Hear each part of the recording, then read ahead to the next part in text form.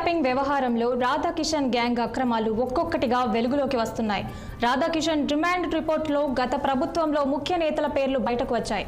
ప్రణీత్ రావు ఇచ్చే సమాచారంతో తన ఇన్స్పెక్టర్లను పంపి రాధాకిషన్ రావు డబ్బులు పట్టుకున్నారు. ట్యాపింగ్ ద్వారా డబ్బులు ఎక్కడి నుంచి ఎక్కడికి రవాణా అవుతున్నాయి అనే విషయాలను ప్రణీత్ రావు ప్రభాకర్ రావుకు చేరవేశారు.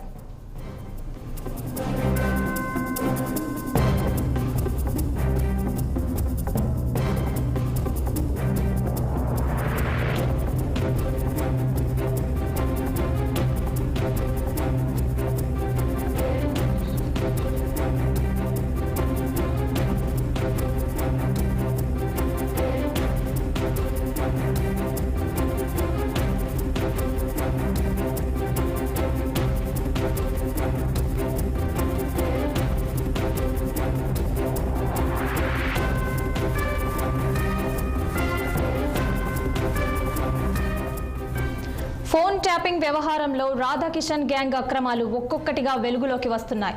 రాధాకిషన్ రిమాండ్ రిపోర్టులో గత ప్రభుత్వంలో ముఖ్య నేతల పేర్లు బయటకు వచ్చాయి. ప్రణీత్ రావు ఇచ్చే సమాచారంతో తన ఇన్స్పెక్టర్లను పంపి రాధాకిషన్ రావు డబ్బులు పట్టుకున్నారు. ట్యాపింగ్ ద్వారా డబ్బులు ఎక్కడి నుంచి ఎక్కడికి రవాణా అవుతున్నాయనే విషయాలను ప్రణీత్ రావు ప్రభాకర్ రావుకు చేరవేశారు. ఇక దీనిపై మరింత సమాచారం మా క్రైమ్ రిపోర్టర్ నిర్మల అందిస్తారు. నిర్మల, చెప్పండి, అసలు రాధాకిషన్ రిమాండ్ రిపోర్ట్ లో ఏముంది? అవును సహనా, ఇప్పుడు రాధాకిషన్ రావు రిమాండ్ రిపోర్ట్ లో మాత్రం చాలా విషయాలు, కీలక విషయాలే బయటపడ్డాయని కూడా చెప్పుకోవచ్చు.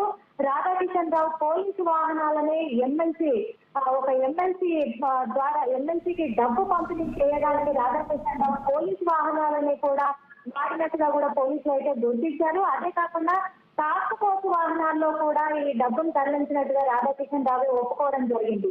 సెంట్రల్ జోన్ టాస్క్ ఫోర్స్ ఎస్ఐని ఉపయోగించి కూడా ఈ రవాణా జరిపినట్టుగా కూడా పోలీసులు అయితే వాళ్ళ దర్యాప్తులో వెల్లడించడం జరిగింది. డబ్బులకు ఎస్కాట్ ఇచ్చి డెలివరీ చేయించారు రాధాకిషన్. అదే కాకుండా తెల్లాపూర్లోని ఒక పేరు కాల్సిన డెల్ విల్లాస్ లో కూడా ఈ ఎమ్మెల్సీకి సంబంధించిన ఎమ్మెల్సీకి ఇంటి సమీపంలోనే ఉండే ఒక కొత్త పేరు కూడా బయటికి వినబడుతుంది. ఎస్పీ శివచరణ్ అని కూడా. ఈ శివచరణ్ ఇంటి వద్దకు కూడా ఈ డబ్బును తీసుకెళ్లడానికి ఒక ఎస్ఐ కూడా ఉపయోగించినట్టు తెలుస్తుంది. ఒక ఎస్ఐ ద్వారా ఈ డబ్బును పంపిణీ చేశాడు రాధాకిషన్ అని కూడా పోలీసు విచారణలో వెల్లడైంది.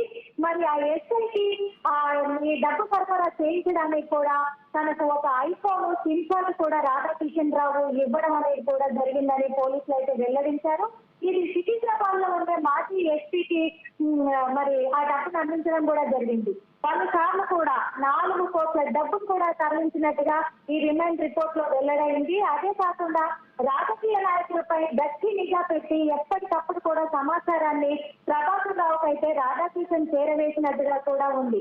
అదే కాకుండా ఈ ప్రభాకర్ రావు ఆదేశాల మేరకే పలు రాజకీయ నేతల కుటుంబ సభ్యులపై కూడా నిఘా పెట్టాడు రాధాకిషన్ రావు. అలాగే తిరుపతన్న, భుజంగరావు వీళ్ళందరూ కూడా గట్టి నిఘా పెట్టి కూడా ఈ రాధాకిషన్ రావు సహకరించి ఫోన్ ట్యాపింగ్ అంతా చేయడం కూడా, ఈ డబ్బును సరఫరా చేయడం కూడా చేసినట్టుగా రిమాండ్ రిపోర్ట్ లో ఉంది. అదే కాకుండా రాధాకిషన్ రావుకి సహకరించిన ఎస్ఐలను, ఇన్స్పెక్టర్లను, వాళ్ళతో పాటు మాజీ పోలీసులను, అదే కాకుండా కొంతమంది గత ప్రభుత్వ బీఆర్ఎస్ నాయకులను కూడా పోలీసులు అయితే తొందరలో విచారించనున్నారనేది కూడా తెలుస్తుంది.